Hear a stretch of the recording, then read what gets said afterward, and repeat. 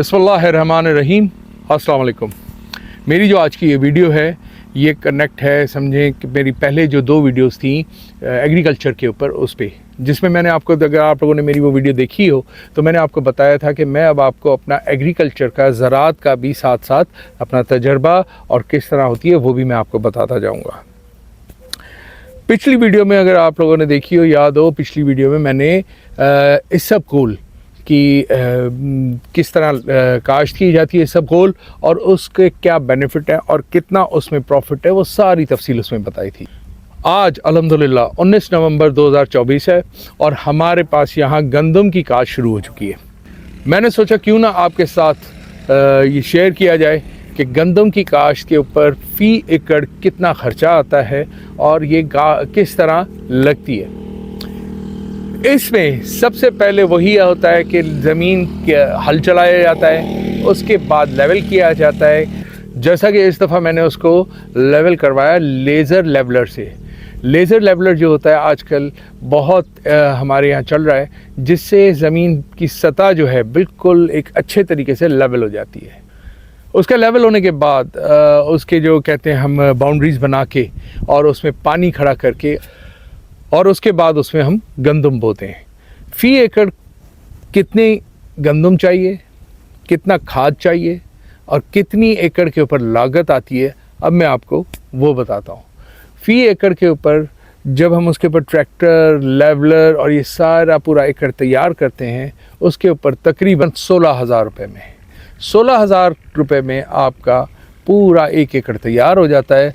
और जिसके बाद हम उसमें पानी छोड़ते हैं और उसमें तकरीबन एकड़ में 2 मन गंदम का बीज समझे उसमें बोया जाता है या छटका जाता है, और जिसकी इस वक्त लागत 10,000 रुपये है। जो समझे पहला स्टेप है, जिसमें पानी देने के बाद उसमें गंदम बोई जाती है। उसके बाद इंतज़ार होता है कि ये पानी जिसमें ये गंदम बोई है वो पानी सूखने शुरू होता है और उसको तकरीबन 10 से 15 दिन लग जाते हैं।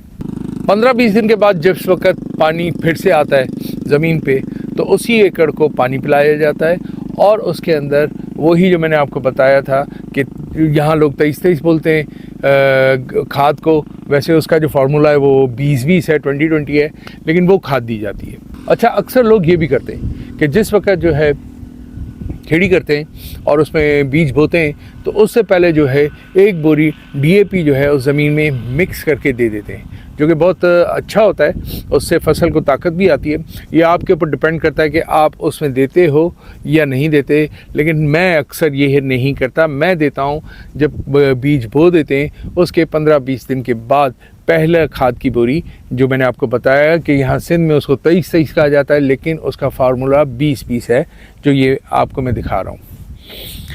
तकरीबन उसके फिर छोड़ देते हैं उसको, और वो अल्हम्दुलिल्लाह रिस्क अल्लाह के हाथ में। हमारा काम होता है मेहनत करना। उसके फिर 15-20 दिन के बाद जब फिर से पानी आता है तो उसमें 1 बोरी फिर दी जाती है, जो समझें वही 23-23। उसकी लागत जो है इस वक्त उस बोरी की 8,000 रुपये है। अब आप इसी तरह ये प्रोसीजर चलता रहता है और तकरीबन इसके अंदर समझे हर 15-20 दिन के बाद, जैसे ही ये समझें 2 दफ़ा जो है दे देते हैं हम इसको 20-20, 23-23, मैं दोनों नाम ले रहा हूँ ताकि हर जो हारी तबका या किसान तबका उसको भी समझ आए, या कोई ज़मींदार लेना चाहे तो उसको भी समझ आ जाए। 2 दफ़ा 23-23 देने के बाद फिर 15-20 दिन के बाद हम इसको 1 खाद की बोरी देते हैं अमोनिया की। अमोनिया जो खाद है वो उसकी बोरी तकरीबन 5,000 की मिल जाती है। और उसके बाद लास्ट में देते हैं हम उसको यूरिया। यूरिया देने के बाद ये तकरीबन समझे 4 बोरियां, 2 23-23 की, 1 अमोनिया की और 1 यूरिया की। मोस्टली यहाँ चलता है ज़बरदस्त यूरिया, जो 6,500 रुपये की है, तकरीबन इतने की। वो देने के बाद आप समझें कि आपकी गंदम को फिर छोड़ा जाता है।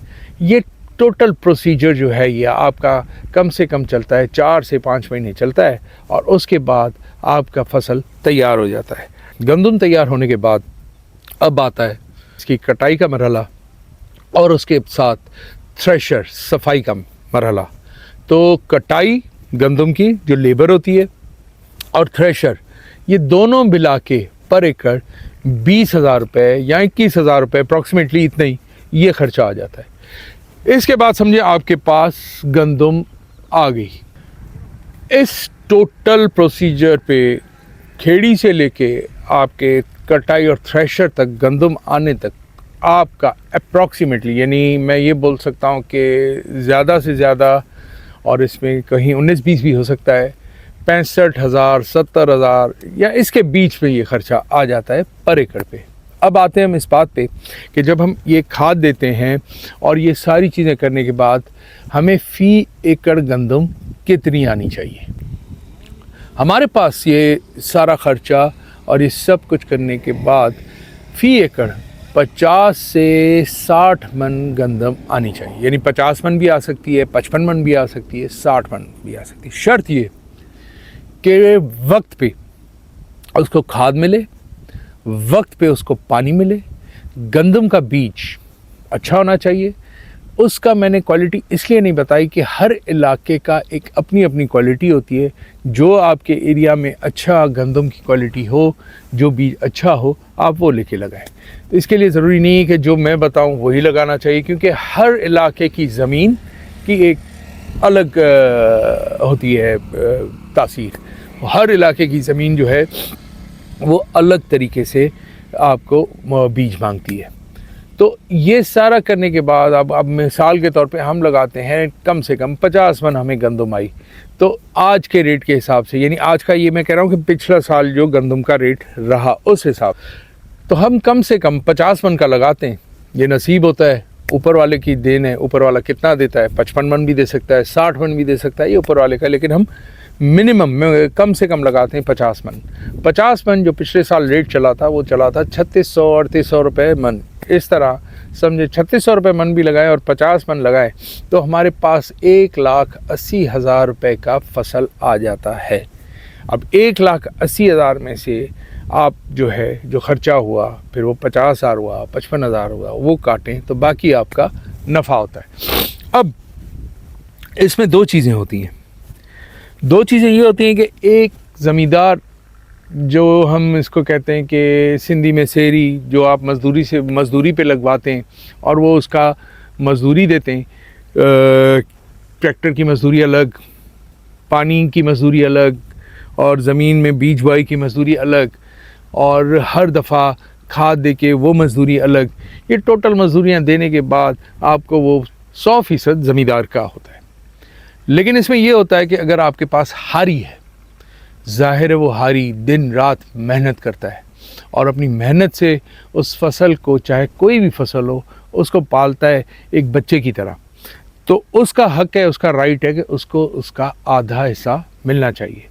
तो उसमें होता ये है कि जैसे ट्रैक्टर, बीज और खाद, इस तरह वो काट के हाफ करके ज़मींदार और हारी जो प्रोडक्शन आती है वो आधा उठाता है हारी और आधा उठाता है ज़मींदार। अगर आपको मेरी ये वीडियो पसंद आई हो तो मेरा यूट्यूब चैनल आसिफ शाह किरोड़ है, उसको सब्सक्राइब कीजिएगा, लाइक कीजिएगा, शेयर कीजिएगा और इसके मुताबिक कमेंट्स भी दीजिएगा। हाँ, अगर कोई मुझे मशवरा देना हो ज़मींदारी में तो बिल्कुल खुले दिल से आप मुझे ये मशवरा दीजिएगा कि मुझे इसमें और क्या करना चाहिए। बहुत शुक्रिया। अल्लाह हाफ़िज़।